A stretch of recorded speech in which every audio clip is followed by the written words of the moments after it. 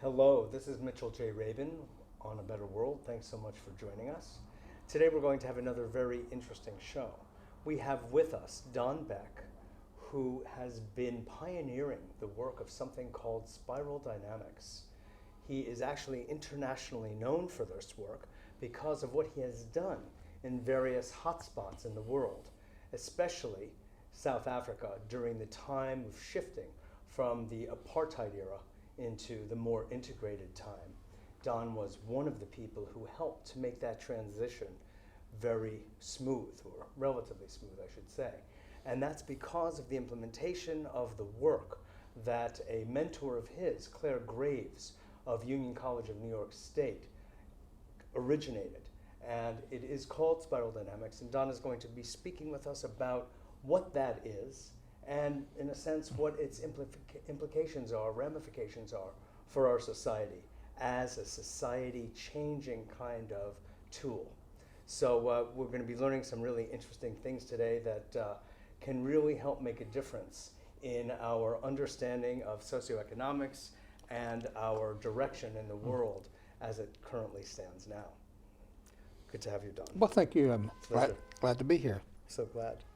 So you've been on a really interesting adventure, you could say, in taking this tool as essentially you were originally an academic, correct? And listen, once an academic, always an academic, didn't you know? There's no escape? There's no escape, no. So, I taught 20 years at the University of North Texas, and then 1974 came across an article that Professor Claire W. Graves had written called "The Human Nature Prepares for a Momentous Leap." I said, "What is this?" So I call him. is he kidding? Yeah. So I go to Union College in Schenectady, New York. I'm from Texas, and it's a long way up there. Sure. And so that began a long-term relationship until his death in 1986. So you basically agreed with his assessment. Oh, I thought it was brilliant, but also he had evidence behind it. I mean, he didn't just dream this theory up. You know, for years he was studying thousands of people in terms of what they think normal people are like, what is human nature, and from that began to see patterns. He didn't invent the patterns; he uncovered the patterns. Mm-hmm. And he and Maslow were good friends, Abe Maslow at Brandeis, and they had a friendly debate of whether or not there are levels beyond self-actualization. I'm sure many in your audience will know about that pin pad with the top. But he found in his research people expressing worldviews beyond self-actualization. And so he and Maslow had a friendly academic debate until Maslow's death. But spiral dynamics is... But essentially what you're talking about and what you're saying Graves uncovered is a human typology. It is, yeah. Which also then sits among a series of different human typologies that have been developed over the years. I mean, right now we're right next door to the Jung Center, for instance, and Jung is known, credited with a very sophisticated form of human typology, and of course many others over the years. How would you say this is distinct from what preceded it?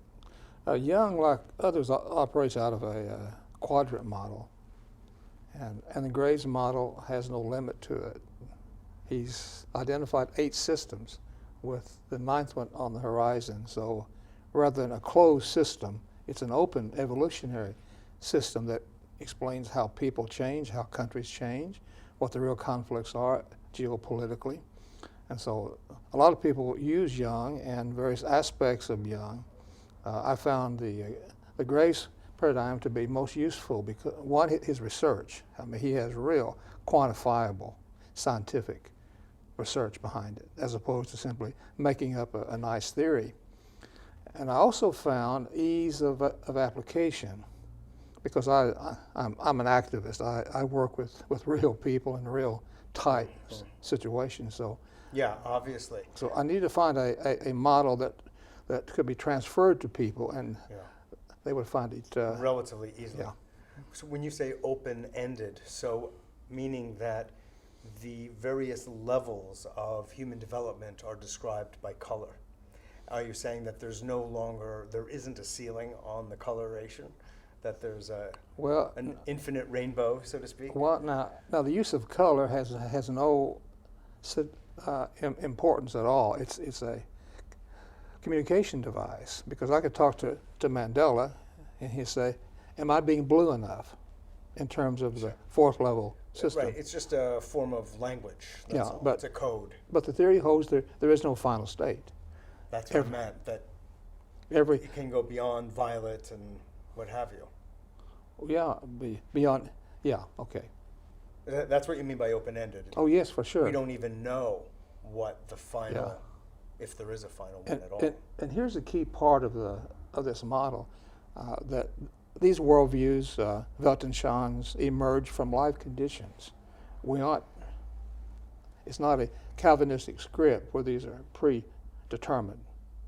Rather, they are adaptive intelligences to life conditions. And as life conditions change and become more complex or less complex, it means our survival has depended upon us rising to the occasion. And so They're dynamic. That's right. And adaptive to life conditions. So that's why there is no final stage. Well, good. I'm glad. Wow, yeah. What would characterize Graves' research? I mean, what is it that really turned you on about it that had you essentially commit your life to its promulgation? I was trained at Oklahoma in psychophysical measurements, as opposed to verbal. We fill out a test question, and his data came out of that field, where he would simply expose people to a subliminal testing when they first saw words to push buttons. So they didn't know what they were doing or why they were doing it. And so it was that kind of data that really got my attention, because I had a bias toward that, because people can lie and be anything that they think you want them to be. What were you measuring? Were you measuring skin resistance? That was one, but speed of recognition of symbols was the other one. Oh, as in reading, as in perception? Yes, yeah. So that really woke me up to the fact that here's a whole way to do research that bypasses that verbal self-reporting, pencil and paper sort of thing. Sure, no, I understand. So it had a real substance behind it. So I began to field test it myself at the university, and dissertations and theses, and I had probably studied 50,000 people by now.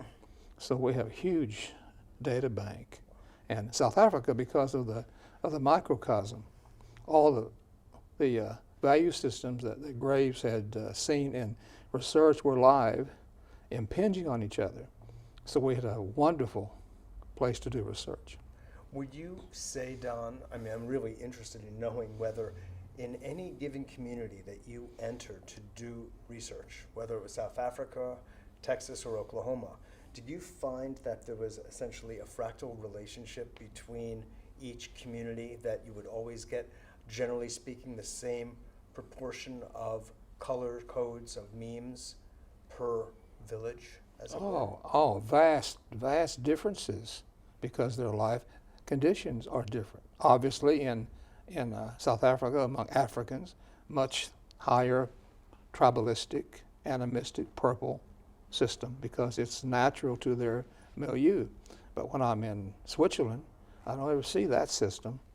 And there we have the more first world strategic, way to see the world. So rather than the Earth being a smooth ball of equality, there are mixed stacks of systems around the planet.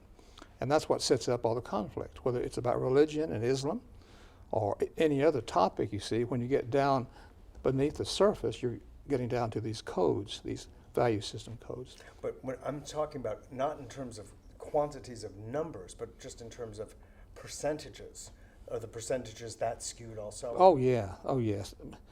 Because if you plant a spiral in any context, it's like a petri dish in which humans have emerged, and you have their biology to deal with, and the nature of the environment in which to cope, whether island people or people of the sand. Sure. So all these are forces that shape how humans have emerged in that place, and so there will be different ratios of systems as they adapt. So rather than a cookie cutter or car wash thinking, then it's a natural indigenous way to understand how cultures emerge. Sure. Now, I was actually testing a theory of mine against this, which is that I kind of see a shift, what appears to be a shift in consciousness through the ages of somewhere between 5 and maximum of 10%. This is just my own speculation. I haven't done testing. Yeah. And it seemed like it would show, I was wondering if it would show up kind of cross-culturally in that kind of ratio or not, as you look across the various colors and the codes, whether it would show up in that proportion, but apparently not. No. So there are more geographical concentrations, perhaps. Oh yes. Of the higher means. Oh, for sure, for all kind of reasons. Yeah. And it's because we haven't seen those. Then we go into Iraq, for example, thinking we could turn it into a multi-party first world system, and there's no chance to do that at all. Or we look at the difference between Israel and Palestine and think they're at the same level of coping, but they're not. I know this because the Palestinians work for the Israeli companies and not the other way around. But that's not a final stage. That's a stage of emergence. And if we want to make peace there, we have to deal with these deeper differences. And by doing that, there's the possibility of something quite remarkable happening. Well, I know that you are dealing with a good friend and colleague of mine, Rafi Nasser, who is helping to coordinate your work in Israel right now. Oh, yes, for sure. And you're beginning to make some strides, let me put it that way. How would you characterize those strides or the education that's coming forth? Only been there twice, and we're going back in January. But the important thing is we have funding for it. There's a man named John Smith from Omaha who's funding this project, and because we have Elsa Malouf, who's from Lebanon, we're able to speak in Arabic, and that adds a real advantage. And because our models aren't looking at making peace, because there enough of that and it doesn't work, as we know. So how would you describe what your model is doing? We have to build the habitats, the economic, political, structural habitats, because that's what makes possible human emergence.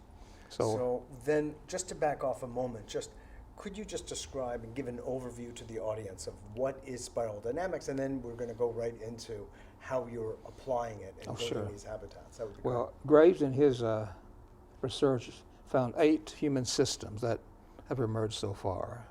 First is survivalistic, like in the newborn infants and senile elderly and profound retardation, and some academic deans that I've known in the past.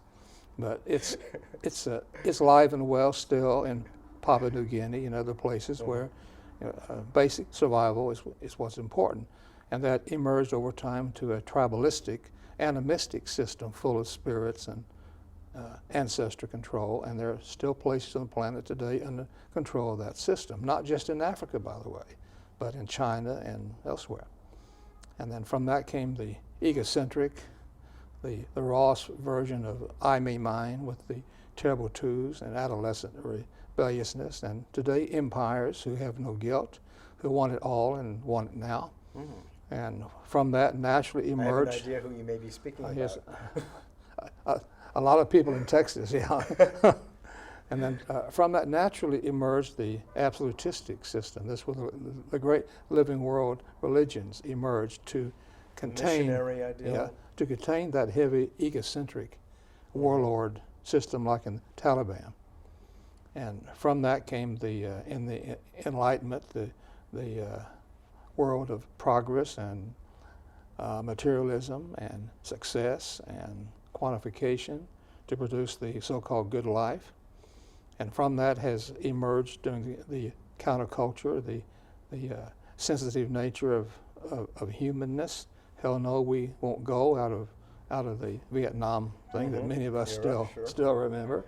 And today we still believe. And today we see it in business that's becoming socially conscious, even Walmart. So we're seeing even organically minded. Yes, indeed. Like one of our clients, Whole Foods Market, which is a wonderful example Sure. of how that is beginning to emerge. And from that will come the integrated system that thinks in an ecological fashion. From that will come a holonic system. But these are not predetermined. These are adaptive to what the previous systems have caused.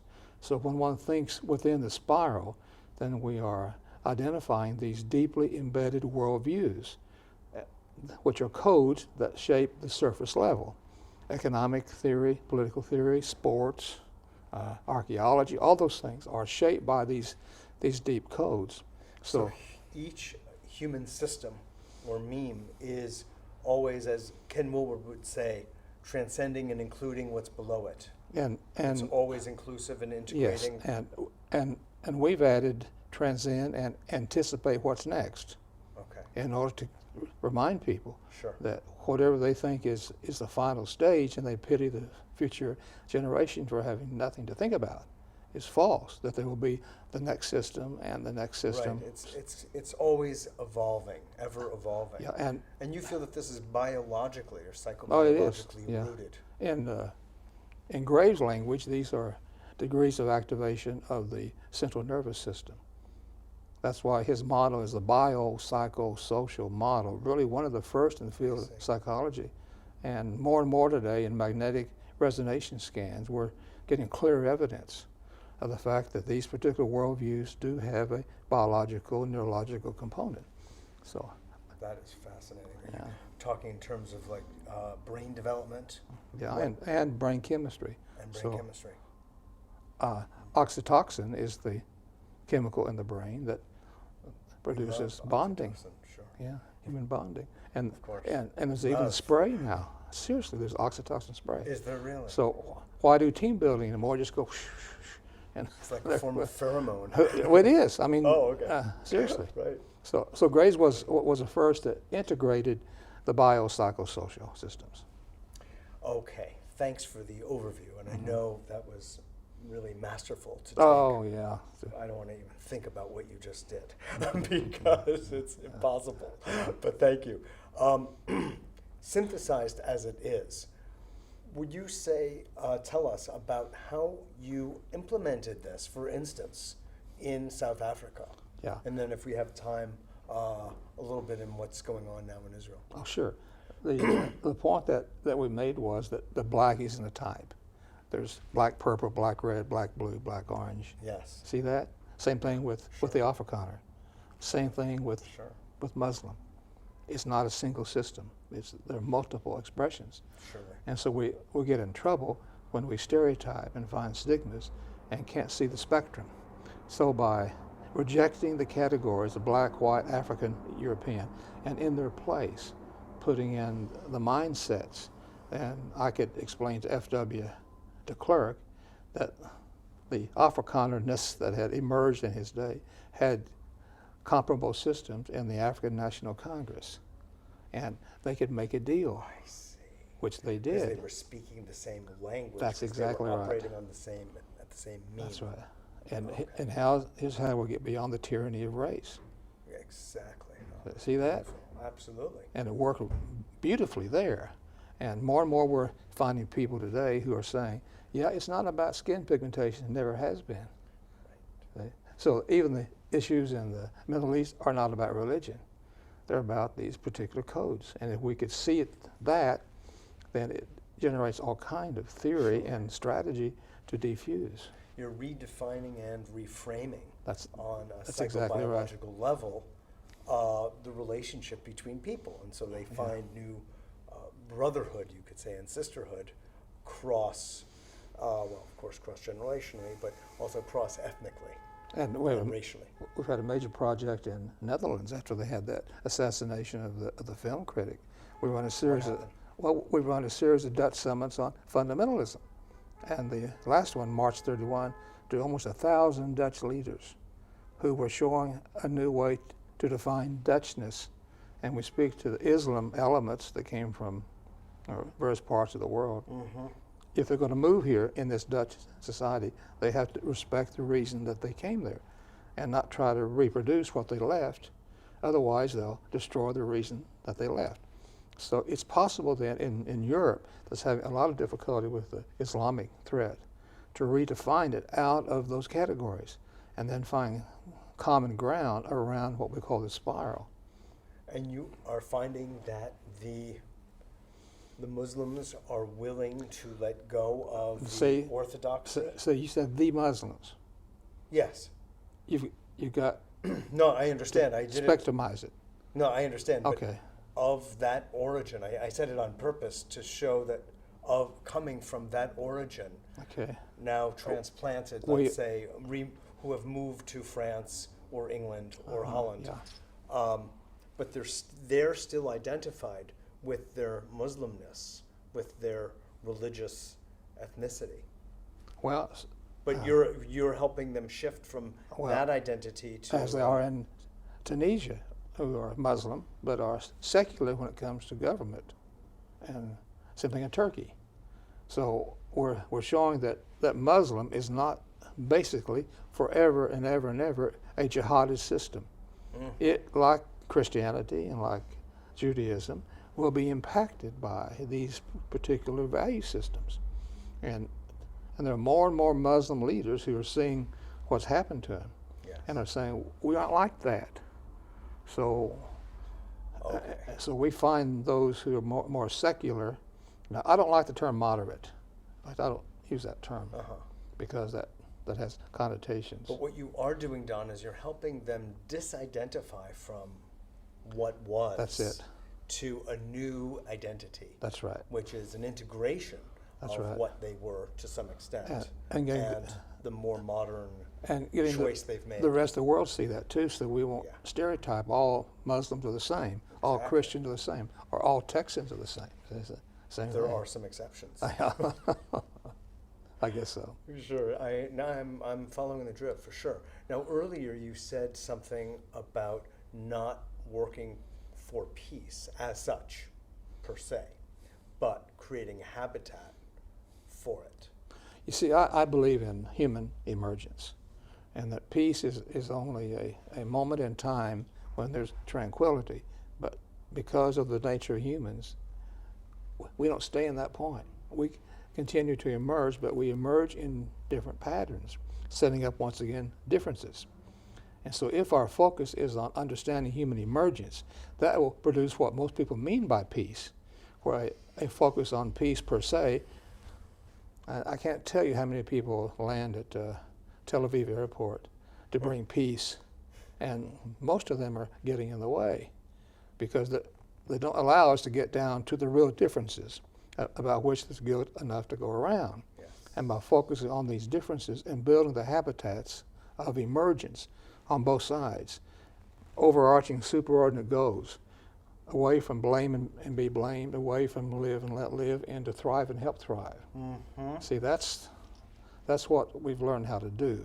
So it's a social and economic model in Yes, the sense that and you're building. and educational and Surely. architectural and transportational, all the above. Cultural. That's how we produce peace. Yes, indeed. No, it's a very interesting, basic, from a psychological point of view, that's one of the ways I look at, rather than imposing some kind of value system like That's right. peace on everyone, no matter where they happen Yeah, to be that's at true. this point in time. That doesn't work. Not as, That's an overlay, it's an imposition. that's right. Good as it may sound and as appealing as it may be in some theoretical way. Yeah, But you have to deal with and not engage in denial. that's right. People can really feel, and it sounds like what you're really doing and what Spiral Dynamics encourages is people to feel and really know where they are right now. That's right. For real, So authentically, no and more- from their move. So no more prizes for forecasting the rain, only prizes for building the ark. Yeah. So we're into ark building. Right. If you follow what I'm Understood. saying. Yes, I do. Great, so we have to mate up. Oh, yeah, and there's plenty of money, there are plenty of good ideas, we simply haven't got them aligned. Yeah, And so by getting the whole system aligned, then it's amazing what we can do and what we can do quickly. And I think that we're reaching the stage where we better do something quickly. well, that was going to be my last question to you is, what do you foresee, to whatever extent you can, based on your very good knowledge of the world situation, and I should say the world crisis. Do you see human emergence occurring? I mean, is that still open? Is that still a door open? Always has. I mean, we're still You here, know, aren't we? Yeah, Aren't this we, minute. Mitchell? But as we sit here, Yes. you know, huge There are serious portions of threats. ice are melting in Greenland and Antarctica and It's the Arctic, happened and before. it's always under the surface. It's happened before. Uh-huh. Just be And we had patient. an ice age. Oh, yes. And what's wrong with an ice age? Nothing. Yeah. Okay. So, Wha- whether wha- the species lives or not Or is not or the point. or lives as high on the hog as we are. Ah, well, that. I mean, we're not in control of that. You see, but we can adapt to it the best way we can. We can act in a responsible fashion for sure. But I don't think the cockroaches are going to take over. Even here in I'm New relieved. York City. Even in New York. Is there anyone in this current administration or in the United States government that is calling for any of your expertise? Well, the junior senator from Illinois talks this language. Oh, And- really? Oh yeah, and he's very advanced in terms of his understanding.